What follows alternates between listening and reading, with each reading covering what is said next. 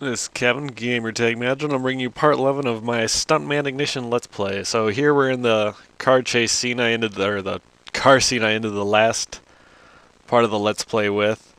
There's some cutting, or some jumping frames. It's pretty early on in the level, and the stuff you pretty much already saw kind of what like the idea of is to do.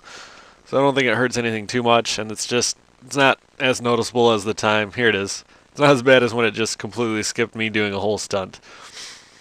But the thing that I find enjoyable about this run through is that while it's mostly good, there is one giant colossal yep, this whole part is just sad.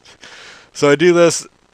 Here's my favorite part. I go to do the reverse 180 and I get it best to reverse 90 and it gives it to me, and I'm like fucking Austin Powers in the first movie where he can't turn the card around in that little space. But the thing that really drives me nuts about this one is I'm going to string the entire rest of this scene. I strung it all before that, so if I could pull off a good reverse 180, I could probably actually string this one all together.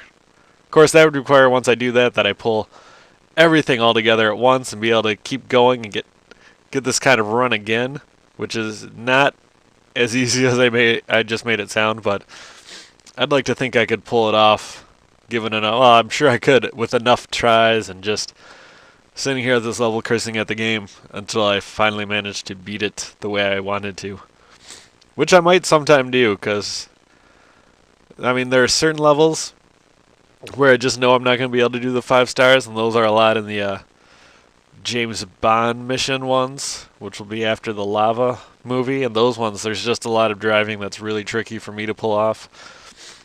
And there's one with a hovercraft, which I never got the hang of, but I mean there are some levels I'm doing well on this time that I couldn't pull off at all the first time I played through, so you never know. I might actually be better at those ones than I was before, but we'll have to wait and find out. So up next we got a bike one, and those are always a little tricky, just getting the, especially coming after a bunch of the cars, you just kind of got to get used to driving the bike and how that handles again. And the different kind of stunts that they have you do with the bike as opposed to the cars. And how you really have to nail your turns a lot better than you do with the car, because you just kind of come close to, or even bump up against the car can toss you off the motorcycle and completely ruin your run.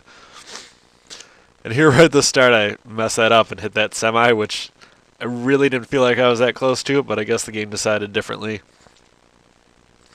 And this level is really one of those of just trying to put the pieces together, learning how everything works to get things going. There we get some cool gunfire stuff.